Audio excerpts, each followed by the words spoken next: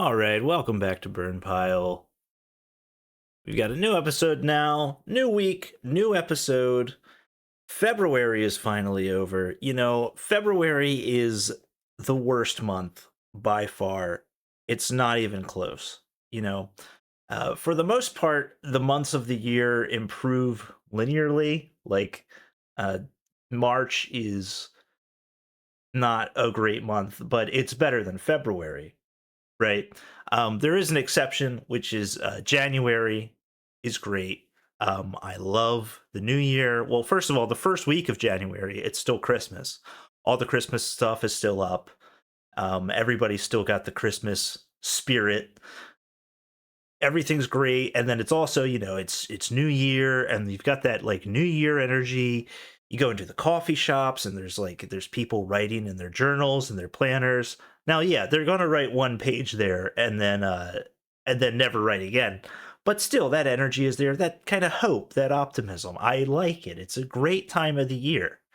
Of course, it's overshadowed by Christmas, but that's not a good way to look at it. You could say Christmas overshadows Thanksgiving too, but it doesn't really. It's sort of just it makes Thanksgiving and it makes the New Year even better. By association, like they're all more powerful for being so close to each other. So you have the New Year in January, and it's all great. But by the end of January, that energy's all gone, and by the time you're in February, it's just a slog. The Christmas decorations have all gone away. All the lights are gone. It's not really a winter wonderland anymore. If you're in a fake country like New Zealand, it never was, I guess, because who knows what goes on there. But I guess the seasons are inverted, which is disgusting, by the way. Absolutely insane. But that's all over by February, and the big holiday in February, the big symbol of February is the Valentine's heart, right? Because Valentine's Day is the so-called holiday in February, but it's not. So here's the problem with Valentine's Day. Okay, I'm not going to hate on Valentine's Day, like, oh, it's made up by card companies or what. I don't care. Whatever. Everything is made up by something. It doesn't matter. If you like it, you like it. And there's going to be a time in your life where a Valentine's Day could be very important to you. You could have some very special memories about a Valentine's Day. And but here's the issue. Here's why February still sucks, even with that. Because when you're a kid, and if you're a kid like I was, if you had a childhood like mine, probably some of your fondest memories are related to Christmas and like the presents, you know. And so when you see the decorations and you see the presents and you see by God, everything in the stores, it's stuff for kids, and it's on sale, and the kids are excited, and there's this energy in the air, and the parents are going to buy it for the kids, and the kids are going to open the presents, and they're all going to be excited. Even if you're not a kid anymore, and even if you don't even have kids, there are probably some kids in your life, and you get it, like that energy is there. Like, who wouldn't see a kid excited for a present on Christmas and smile? Like, who wouldn't see that and think to themselves, oh, that's so nice. You have warm memories of your own, and then by God, you see the kids and they're all excited. It's just a beautiful time of year. You can even vicariously, even kids you don't know, if you saw like a parents out shopping buying something nice for their kids, even you'd have just this positive feeling about it. But Valentine's Day is not like that. Valentine's Day is very, very different from that. If you might have some warm memories about buying a girl a box of chocolates a few years ago, but when you see a happy couple at Valentine's Day, if you're not happy yourself, I would think your feelings are very different. You're like, God damn, why does this holiday have to exist? Nobody's out on like Christmas and thinking like, "God, nobody's gonna buy me the new PlayStation this year. Fuck this holiday." Like, if you think that, you're really a piece of shit, right? But like, if you're like alone on Valentine's Day, you've got to adopt this cool, like, I don't give a fuck, I don't care thing. But at least if you're a man, you do. If you're a woman, you can indulge. But if you're a man, but then, internally, you got to be like, you're passing the shops with the heart-shaped boxes, and you're going, fuck this thing, right? Um, so yeah, February sucks my ass. Also, 28 days. 28 days, and then just to be even more awful, sometimes 29 days. So it's not even like sometimes it's normal and you get like a good year where you have a nice 30-day February, and it gets to the line of 30 days. Now it's got to be weird no matter what. So yeah, February sucks my ass, but it was finally getting warm. Where I live, we had a brutally cold February, just unbelievably cold, just terrible. And it finally started to warm up. And I thought that I would be able to get out on my bike yesterday. We finally had about 50 degrees Fahrenheit and almost 60, I think, in the afternoon. And I was going to finally get out on my bike. I've been waiting months to do this. Well, I've been commuting on a bike, but I mean like a real proper faggy bike ride where I wear the lycra and I go out for hours and hours all day.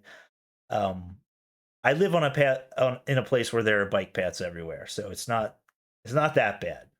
I'm not that gay. I'm not ruining other people's lives. I'm just being gay by myself on the bike path. So you have to excuse it. But so we finally have this day. It's like February 28th or whatever, or no, it might have actually been March 1st. Yeah, it was yesterday, so it was March 1st, and it rains. And then today too, it rains. And I'm starting a new freelancing job on Monday, and I'm starting another freelancing job on Friday. So it's two new jobs this week. I'm not going to be able to squeeze in any proper bike rides till next weekend, and that's if it's not cold. If it stays warm, so we'll see. But the year's moving on. That's the important thing. All right, let's get into the news.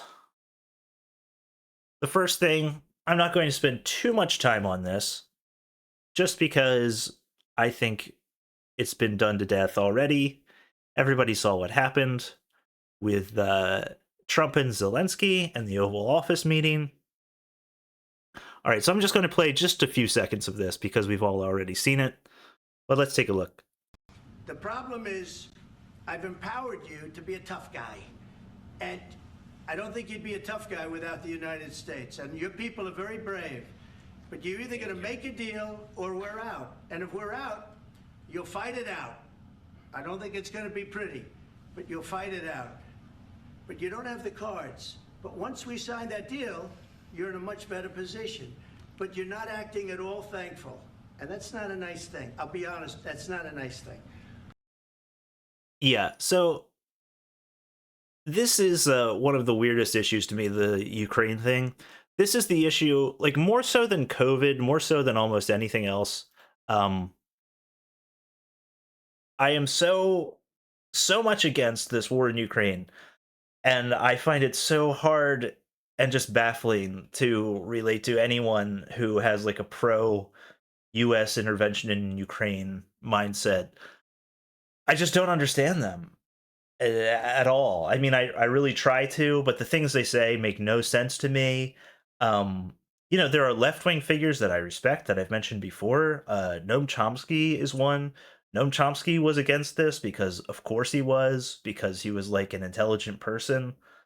I'm saying was. I think he's still alive, even though he can't talk. He's being fed like mushed up bananas by some, you know, Jamaican nurse or whatever. But before he got like that, he was against this, and he comes. I think his parents were Ukrainian refugees to the United States, or something like that. He was been writing about the Cold War issues for decades, and then he wrote about the post Cold War situation, and then when the Ukraine war happened, everyone, he's supposed to be this left wing hero, and everyone's like, "Hey, so you're for NATO dominating and the U.S. sending billions of weapons and escalating the situation there in this former USSR territory, right? And he's like, no, of course not. Why would I be for that? And, and it was so strange. But so he was one of the ones I respected. And then you've got all these kind of CNN like neocon types, and they're just pretending it's like totally beyond the pale for the U.S. to want to step back and not intervene. It's just been so crazy to me, and that it follows through with everything that's happened since the initial invasion, and this is a big one where I think Trump did great. He did exactly what I would want him to do. I thought he was really funny. I mean, I fuck Zelensky. I hope we can make some kind of deal just to avoid bloodshed, but this needs to end. And Zelensky coming in and being a huge fag and disrespecting them. I thought they handled themselves really well, Trump and Vance. And and I when I'm in my bubble on X, that's what everybody thinks. And then I take like one little peek at some kind of mainstream news or whatever, and it's like it's people from another planet. Like I said, I read the New York Times every day because I think all the mainstream news is downstream from what the New York Times reports first. But I don't really get it. I don't really get what their point is. Like, and this relates to what I said about Captain America last week. They said the president is a warmongering monster who goes into rages, and he's big and orange, and it's like, well, obviously that's meant to be President Trump, and it's like, well, uh okay, but I mean, what he's actually doing is trying to get us out of the war. Like, if you wanted to criticize him in a cartoonish way, you'd make him some kind of like weak figure, like uh, not someone who like flies into a rage and wants war. That's like the opposite of what we're seeing, and it's the opposite of what he's being criticized for. It doesn't make any sense at all. I mean, why not make Biden the Red Hawk? Why not have like this sort of meandering, like doddering old man who turns into the Hulk, but he like doesn't know where he is, and he just starts like destroying Washington D.C. and Captain America has to has to fight him, and he's got to he's like got to remind him that like this is his country or something. Now I would watch that. That they need me to be like a script doctor for Marvel. I would fix it. I'd fix it all. But like I said, I don't want to spend too much time on that. Let's get to something else. Yeah, speaking of X, this is fascinating to me. Headline from CNN Business, and I haven't seen this reported anywhere else. Elon Musk may be on the brink of achieving the impossible, salvaging his $44 billion investment in X. So, do you remember when he bought X? I've mentioned this first part of this several times, but people were saying, even people who seemed quite knowledgeable, because he came in, he bought X, and he fired 80% of the people there. And people who were knowledgeable were saying, well, that's it. X, at the time, Twitter is finished because it's like, it's not possible to run it after firing 80% of the staff.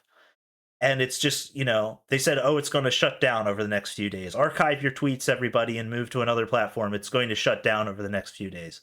And then, of course, that didn't happen. And then they said, oh, well, actually, it's going to be a period of slow decline for Twitter because they're not, things will eventually fail. They've lost the institutional knowledge. All these things that sound very reasonable and intelligent. And then, of course, none of that happened. And X was totally fine. It's shipped new features and everything.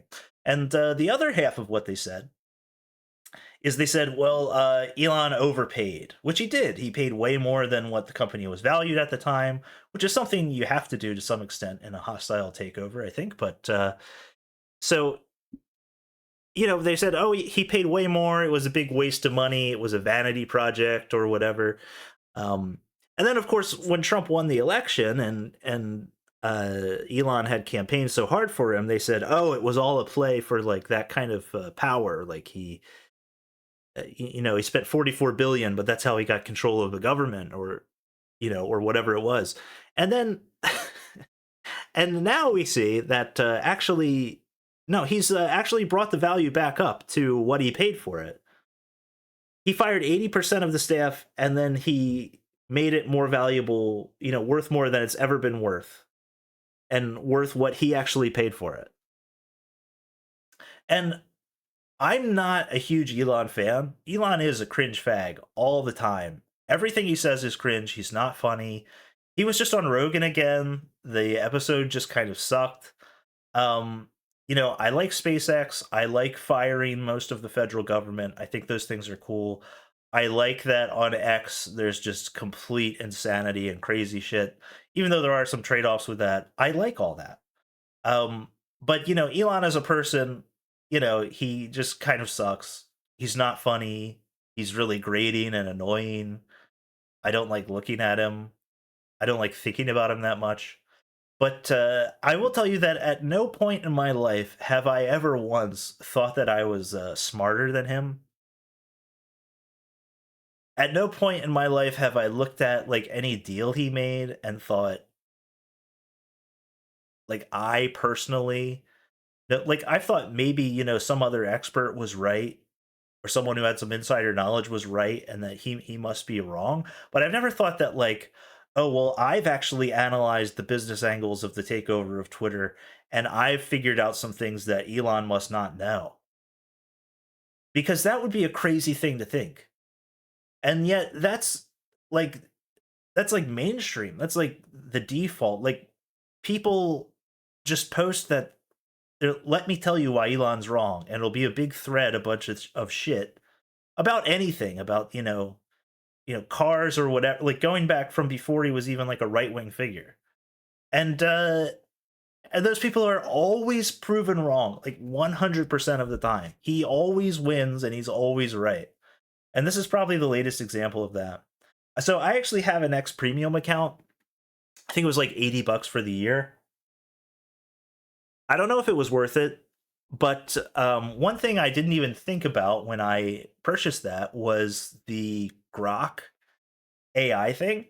And I knew that Grok had like some of the best image generation, because it's using like open source image generation things. I forget what it is, but whatever it was that that image generation thing that spun off from Midjourney, that was like better than Midjourney, but it was open source.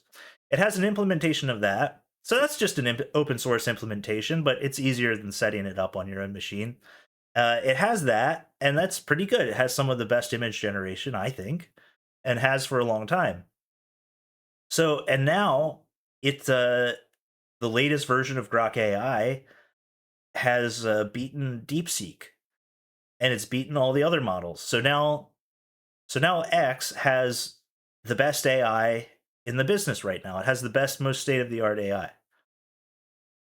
It has it for image generation and for text generation. So I've started using it on my phone, and I've been extremely impressed. If you search for something like a current event, because it has access to all of Twitter, and because it's the least censored one, it gives the best summaries, sometimes really long form summaries. It's actually really amazing. And if you look at Twitter and you look at what Elon paid for it, and I don't know if this is true, because again, I don't know anything. I'm not so arrogant to think that I know about this shit. But if you think like Elon Musk was heavily involved in OpenAI before they had this falling out, if you believe what he says, he chose the name OpenAI for it, and so he goes there. He goes to Twitter, and do you think maybe he thought the data was undervalued? Because if the data is only being used to serve advertising, and he knows that what's coming with generative AI, which OpenAI, ChatGPT really blew that market open sometime after he purchased Twitter.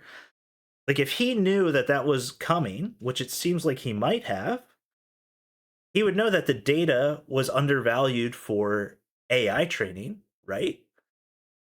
And he would have valued Twitter for that, for as like this treasure trove of old data, all the historical tweets, and being the place where the newest news comes out and is the most updated. And so it would be perfect for like we're duct taping an AI product too, right? Like there are a lot of really awkwardly fused on AI products onto everything now, and it all sucks. And initially, I thought that with X as well. I thought, why would you want an AI tied to X? But now I kind of see the vision. Like I was just using it for image generation for a long time, and now I've started to use it for the text because you can ask it like general questions. You could ask ChatGPT or anything else, and you can also ask it questions about current events, and it knows about them. And now it's worth the 44 billion that he paid for it. So who's retarded?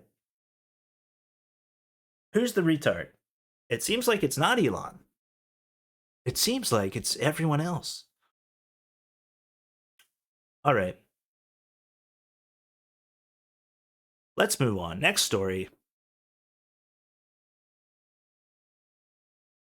This one, New York Times. Christianity's decline in US appears to have halted, major study shows. Young people contributed to the shift. If you're a young white male these days and you think of yourself as conservative, then being religious is a part of that. That's a quote they have there. All right, so this is just obviously religiosity in the US has been on the decline for most of the time I've been alive, I think, but it leveled off and it recovered. You know, it's the Lindy effect. Like you think the decline of religiosity you see in your lifetime, you think that will continue forever? Well, why would it continue forever? It's just a thing that's happening. And we can see this this happened. It dropped from 80% Christian in 2007 to it went all the way down to 60% Christian in 2022, and now we're at 63% Christian in 2024. So it's leveled off somewhere in the 60%. Maybe it'll climb all the way back up to 70%. Who knows? But you know, there were all these predictions people had. Well, at the rate it's declining, you know, there's going to be, you know, Christians will be a minority, and they'll be, but none of that ever materialized. Of course not, because just a trend is just a trend. It can go for 10 years, 20 years, but you can't just project things out forever. But what really got this on my radar was this part at the end, and then, of course, the comment section, because there's a great comment here. So let's jump to the end. Okay. Look at this, a beautiful little ending, and then I'm going to read this beautiful ending for you, and then I'm going to read the top reader's pick comment. All right, so here's the quote, the end of this article in the New York Times. Ready? Most paths to religion are highly personal. Justin Springhart, 32, began attending Orlando Grace Church in Florida, a non-denominational church, a few years ago after having drifted away from religion. When his brother died of a drug overdose, he found he was so closed off from his own emotions that he couldn't cry at the funeral.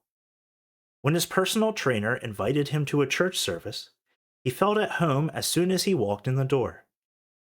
Quote, "It just felt like this is where I needed to grow. Is where I need to be to grow as a man, to grow in Christ, to grow as a leader," Mr. Springhart said. "As someone who couldn't cry at his own brother's funeral, I weep about how much my God loves me." Now, okay, this guy, you could say, he's being cringe, he's being a fag, you know, fuck this guy, whatever. Or not, you might be like, okay, that's, you know, that's really beautiful. Like, if this relates to something in you, you know, like, if you've lost a sibling, or lost someone in your life, and then you found religion, you might read this, really relate to it.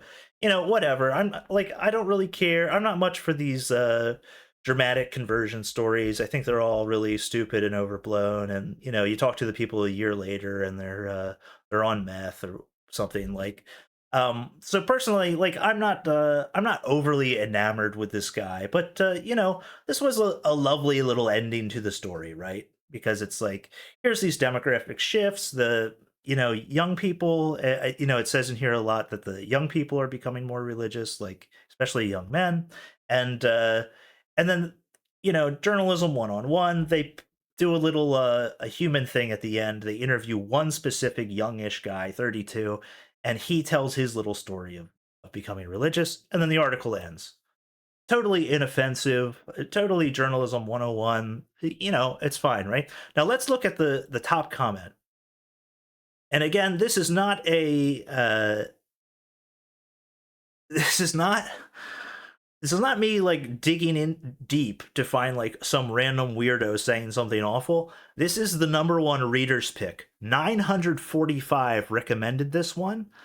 So this is the one most of the readers who decided to recommend anything, they recommended this comment. This is the top comment for this audience, okay? I'm going to read this now. The final anecdote doesn't fit with the rest of the story. Are we expected to believe that young MAGA males are finding a home in the evangelical church because it allows them to be more in touch with their emotions? It allows them to feel comfortable crying in public? When they're not listening to Joe Rogan or Andrew Tate, when they're not watching MMA matches, joining tiki torch parades, hitting the range with their AR-15, or storming the Capitol, they're doing work on themselves, and the church facilitates that work. Right. They're at home in the evangelical church because it shares their anti-intellectualism, misogyny, and bigotry. Full stop. If you're just listening to the podcast, this is not something I just made up. This isn't like a comment that I made. I swear to God, I have it up on the screen. This is a real comment. And this is the number one comment on this story. I mean, these people hate you. The kind of people who read the New York Times and leave comments like this, the general New York Times reader, they hate you. They literally want to see the Christian church absolutely destroyed. If you think you're going to reach them with some humanity and some vulnerability, that doesn't mean don't be human and don't be vulnerable, because, like I said, people probably connected with that story he shared. For God's sakes, his brother died of a drug overdose. We're all living in this hellish landscape, and and he had this sincere conversion and everything. Yeah, still be vulnerable, still be human. But if you think that, like the New York Times class is going to be receptive to that or see some kind of thing, like, it's not going to happen. Like, these people are, they're just evil. I mean, I don't know what to say here. Like, if I know I go on rants against left-wing people all the time and I say crazy shit, a lot of that's hyperbolic and it's just for humor. It's just like a funny podcast, but this, like, when they're not listening to Joe Rogan or Andrew Tate, when they're not watching MMA matches, joining tiki torch parades, huh? Like, the tiki torch parade was like a small thing with, like, what was it, like, I don't know, less than 50 people? It happened once, like 10 years ago? Like, you say, yeah, I found Jesus after my brother died, and I couldn't even weep at my brother's funeral, but now I've found it within me to cry at my life and Jesus and you go, oh yeah, I bet you're doing that when you're going to your white power rallies, you piece of shit. Fuck you. It's crazy. This comment is crazy. I actually couldn't believe it when I saw it. Almost 1,000 people recommended this. For context, the number 2 comment has 790 recommendations. The number 3 comment has 581. This has 945 recommendations. This is the comment. This is what a lot of people were feeling when they read this. They hate you. People actually hate you. Yeah, they want to see your way of life and everything important to you destroyed because you don't have the same opinion about the value of men fucking each other in the ass that they have. And that's their animating principle.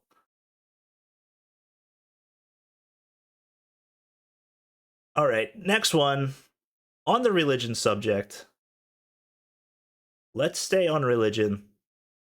Here we go. There's a Substack called The Calipers.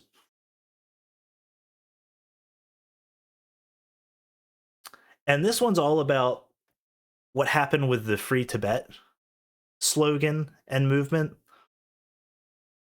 Because you don't really hear about Tibet anymore. But Free Tibet was a really big thing. So he's got an Ngram viewer for the use of the term from 1980 until about 2008. Hey, this kind of looks like a religiosity graph. But basically, it went way down. Nobody cares about Tibet anymore. And I mean, why would you? Because you've got options now. If you want to be anti-China, there's places for you to go. You want to be anti-China, you can align with the whole Muslim thing and do the Uyghur Muslims. You want to be anti-China, you have other avenues now. But so here I'm going to read a quote from this because it goes all into like the history of it in the West as like an intellectual thing. All right, so quoting directly now, traditional Tibetan Buddhism is hierarchical and martial in its imagery. Teachers speak of conquering ignorance, wielding the sword of wisdom, and showing warrior-like bravery in facing yourself. Language that mirrors Islamic concepts of jihad as spiritual struggle. The Kalachakra Tantra even foretells an apocalyptic war where a Buddhist king from a lost country defeats barbarian unbelievers. The guerrillas in Colorado, who the CIA trained in the 50s and 60s a la Bay of Pigs to fight communist China, probably interpreted these prophecies literally. But when Chogyam Trungpa came to America in 1970, he found an audience among anti-war activists, feminists, and environmentalists who reimagined the militancy as metaphorical. The split between the esoteric and the exoteric suited him just fine. So this is a great article. I recommend reading the whole thing. It's just about it's about how ideas can get twisted and changed and mean lots of different things. It relates to what's going on in the Ukraine now, and then he talks about how the movement sort of morphed. He's got a subheading here: "Free Tibet became Free Palestine." I'm not going to go totally into all of it because you should just read it. It's very good. This is thecalipers.substack.com. But something that got on my radar, why I wanted to talk about this, was he talks about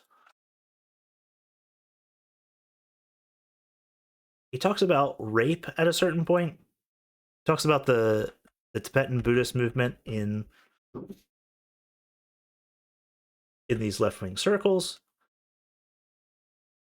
and it turning into a whole thing. So he mentions this figure. Let me bring him up.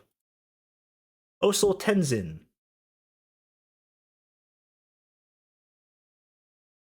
So Osul Tenzin, real name was Thomas Rich, was an American Tibetan Buddhist, a Tibetan Buddhist master, and the principal student of Chogyam Trungpa.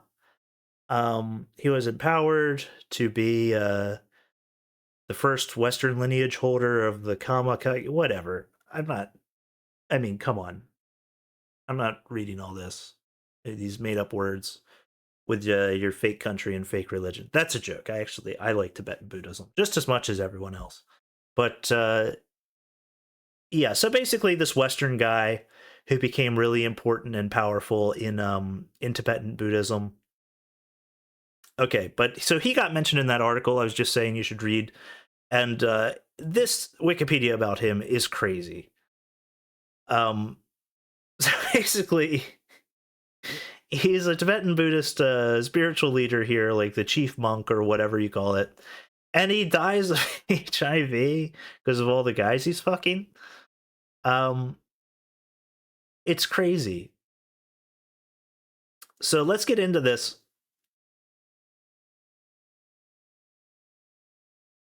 Okay, it was revealed in 1989 that Tenzin had contracted HIV and for nearly 3 years knew it, yet continued to have unprotected sex with his students without informing them.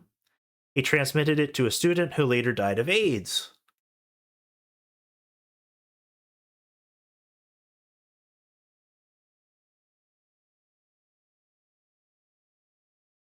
All right, let's get into the rape. Gotta get into the rape.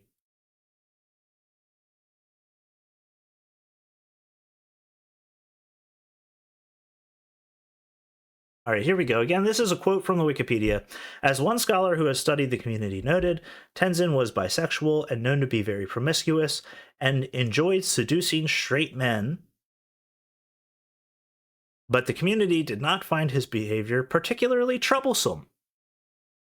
Now, the reason that I want to juxtapose this with the last story we were talking about is because I guarantee you the same kind of people who would leave that comment about the guy's Christian conversion story on that New York Times article are exactly the kind of people who a generation ago would have fallen for this Tibetan Buddhist crap. They're the same people. They're like, they hear this guy crying about his brother and they're like, fuck this guy. He's a white supremacist. And then they go to their non-white coded thing that's okay, and the leader starts starts raping the guys, and they're like, eh, whatever. Okay, let's finish this up. Not all his partners were unwilling. One scholar noted it became a mark of prestige for a man, gay or straight, to have sex with the regent, just as it had been for a woman to have sex with Trungpa Rinpoche, some other figure, okay? But at least one student reported that Tenzin had raped him. As a former Vajradhatu member attested, a chilling story had recently been reported by one of the teachers at the Buddhist private school. This straight married male was pinned face down across Rich's desk by the guards, while Rich forcibly raped him.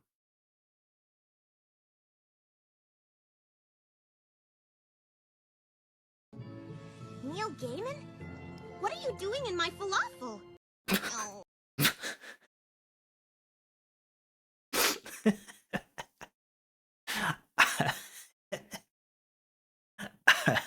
I think I mentioned that I've played around with setting up a soundboard.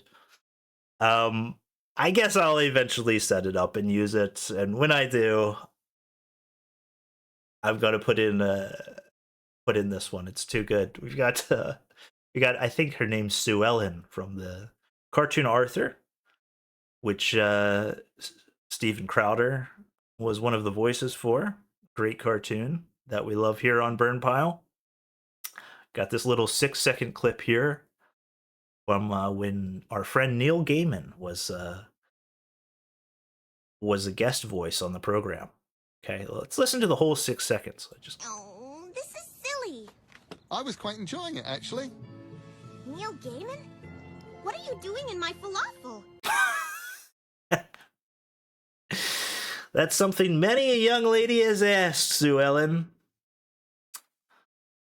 Something many a young lady has asked. All right. This is this is a really retarded podcast. If you're listening to this, God bless you. I don't know what we're doing here, but my point is that if you aren't Christian, you're a gay rapist. Okay? If you're into any left-wing fag shit like freeing Tibet, you're probably a gay rapist. You should be crying about your dead brother! All right, let's get into this guy, Jason Scoop. I don't think this guy is that super funny.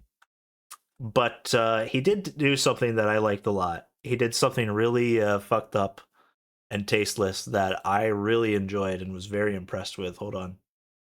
He's a Trump impersonator, so he goes and does a Trump impersonation. That's not that great, really. He doesn't really look like Trump, and he basically does like the Shane Gillis Trump impression. But he goes and does it like on the street and gets people to react. So he went and like confronted Alec Baldwin on like the streets of New York and was just a total asshole to him.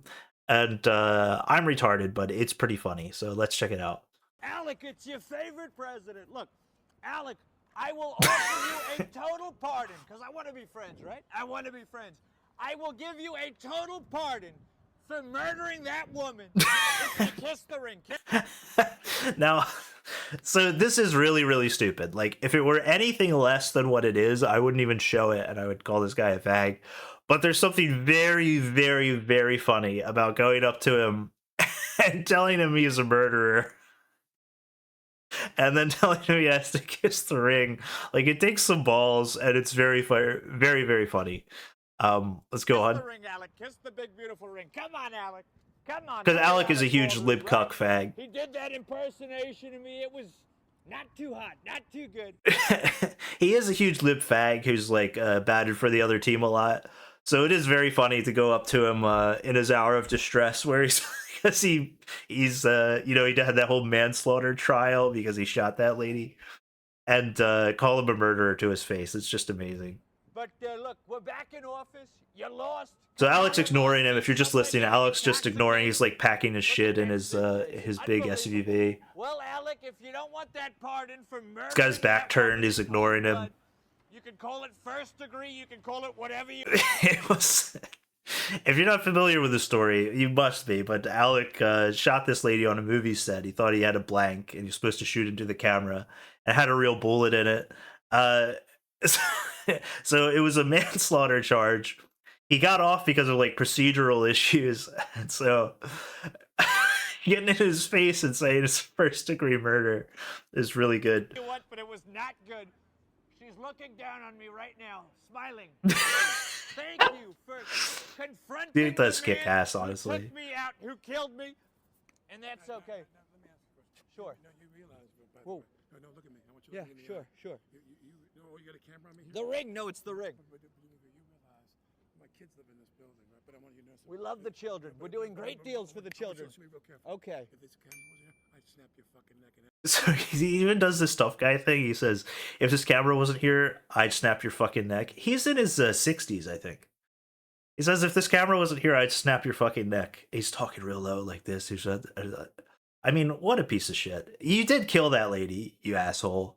But I love this guy. He doesn't back down. He doesn't get scared. I'm a pussy. I'd be pissing myself. snap and break your fucking neck right there. So you know that, don't you? I'm gonna break your fucking neck, you piece of shit. Yeah, shut up, fag. Shut up, fag. Okay. All right, Alec Baldwin. Alec Baldwin, ladies and gentlemen, class act. Believe me. Believe me. Okay. Oh, he's yelling at me. I'm a citizen of this. I was born and raised in New York City. I love you, Alec. Alec, look, Alec, you know. I'll take that camera and I'll shove it up your ass. Yeah, okay, you gonna kill me like you killed that lady killer? Shut up, fag. You don't want to attack your favorite president, Alec. Look, I love you. I love you, Alec.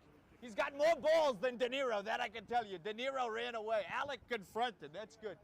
He's strong, but also he's weak because he murdered a woman. So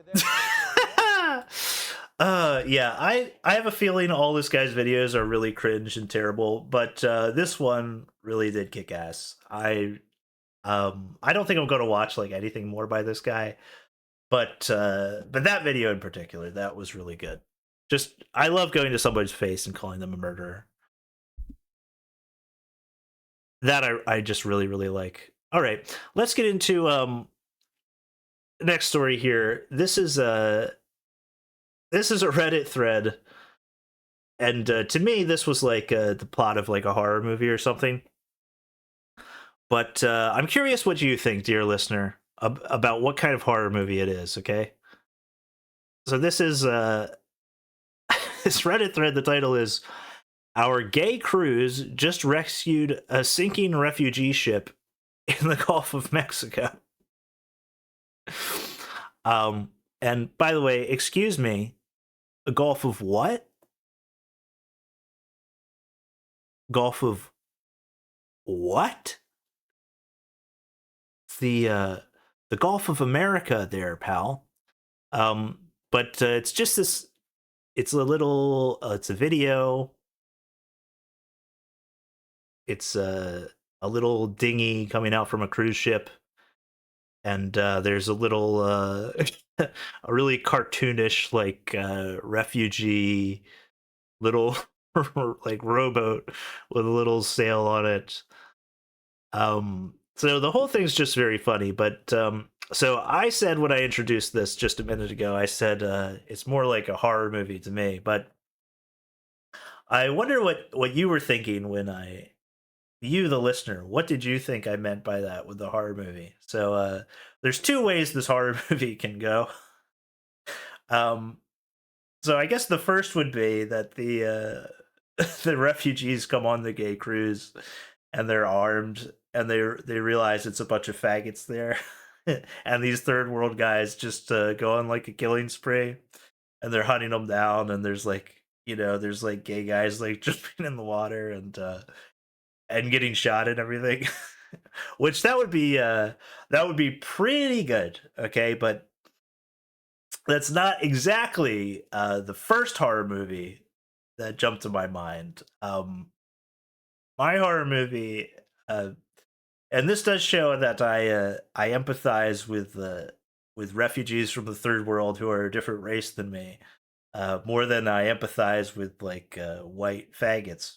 But my horror movie would be from the immigrants' perspective, and you'd they're not immigrants, they're refugees, and I'd have them like I'd start the movie maybe the first 10 minutes, I'd have them out at sea, and I'd establish that the sun is scorching them, and they're I'd zoom in on their faces with their chapped lips, and that it's a really horrible journey, and I'd establish just how dangerous and desperate the situation is, and maybe they're starting to think that they're gonna die, and then boom, this yellow dinghy's coming out, and the guys are, and my God, it's an American cruise ship here, and they're all saved. Not only are they saved, but they're gonna be on this cruise ship. It's like something out of it's like a miracle or something, And I'd have maybe like, I'd establish that they're religious. Like I'd have them like they'd have like a third world level like crucifixes or prayer beads or whatever, and then they get on the cruise ship, and the whole thing would be in Spanish or whatever, and they'd be and the and the subtitles say like hey, why aren't there any women on this ship? and then they'd be to get like the first night you want everything to be like normal, right? And they get kind of clothed and fed, but then like the clothes they put on are very like festive, like the clothes that the gay guys have to spare are very flamboyant. So but they're grateful, and they wash up, and the crew the showers, and then they get clean, they get a meal, and the first night seems pretty good. Maybe some like eerie things happen, but like and they wake up and like one of them is gone. They wake up and one of them is gone, and then they're like, where's Hector, and and then like and I don't know what the second act would be, but then you like, and eventually you realize like they're getting put on like the cruises like gay sex dungeon. Like they're being trapped there, the bottom of the hold, like getting trains run on them by these gay American guys. And maybe that's even why it's in the Gulf of Mexico, because they're looking for these. That's like the point of the cruise. Like you pick up these huge e-boats and you fuck all the guys and you and you fuck all the guys inside, and I'd have it be real dramatic, and then like there'd be like one survivor, and he blows up something on the boat, so it's all on fire on the end, and he's escaping, and that's that was the first horror movie I thought of. Is maybe you'd call it like instead of the Great Escape, it would be like the Gay Escape or something, and it would be a great film just in and of itself. It would be like a good, exciting movie everyone could enjoy. And then also I would want to you know, I would send free copies of that movie to like movie theaters in the all across Latin America and be like, hey, you think it's the land of opportunity, but it's the land of getting your asshole gaped. Actually, you better fucking watch out. And it'd be like a great film in and of itself, and also a great propaganda film. That's I am the point of this podcast, by the way. If you haven't figured it out, I am angling for a job in the Trump administration. Maybe some kind of propaganda officer or something. I'm hoping. I'm hopeful. I'm not. I don't think I'm entitled to a position like that. I think I've got to earn it. But maybe Don Jr. is listening. Is one of the one of the 12 people who listens to this podcast. I think I know all 12. They're either people I know personally, or there are like a low number of people who've like reached out to me. Like I've had more than one person like DM me and talk to me about the show and like it. Um, but yeah, I do think I could put like a face or like an avatar to everyone who watches. But just in case one of those people is like, is Trump Jr. or is like, is hey, maybe one of them is Usha Vance, and maybe I've got an angle in here. That's what I'm hoping for.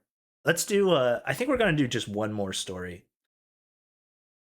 This is another New York Times story. Um, this one: meet the trans troops. The Trump administration is barring. This headline is like when you're teaching children like phonics and you're teaching them the tr sound. Trans troops from the Trump administration. Meet the trans troops the Trump administration is barring. All right, so I didn't even really read this one. Because you can't read this because like I skimmed it and like I skimmed it, just mining for gold, basically, and it's exactly what you think. It'd be like, yeah, I came out to my unit, and they were like, oh, yeah, it's okay, bro. We're just focused on the mission here, and they were just still my brothers on the squad, and they don't care that I was born with a vagina because it's all about the mission. Because we're serious people, we're not into that culture wars. It's just the exact horseshit you would think it is, where it's just like you would have to be like a liberal retard to believe that that's actually true. And like, yeah, I'm sure like they didn't say like didn't like want to lose their jobs and be like, hey, you fucking faggot, like you shouldn't be here with us. But they're just acting like it was nothing. And coming out is nothing. But there's one. Okay, so the reason I brought this up, first of all, I guess before I get to the paragraph, I want to show you how this story appeared on my phone. Because I saw this on my phone first, and I had to take a screenshot. Because the way it appeared on my phone is insane. And it makes me think someone at the New York Times is actually based. So, if you're just listening, the layout on my phone, it's the headline, meet the trans troops the Trump administration is barring. And this was on the New York Times homepage. Like, as you scroll through, you see the different articles. And then it's got a little, sentence after the headline. And then it's a picture of a man with long hair pretending to be a woman. And a quote from him. And it says, "We're an extremely valuable asset to just throw away." And then at the bottom of the picture, it says, "Emily Schilling, test pilot." And I actually like audibly like laughed out loud to myself when I saw this, because this was amazing. I would also, if I was in charge and I had to have trans troops in the military, I would also make them all test pilots. I mean, they're going to kill themselves in 5 years anyway. They've got like a 50% chance to kill themselves in the next 5 years. So I'm not going to make some guy who's got like a wife and kid back home test the new plane. I'm going to make air quotes Emily test the plane.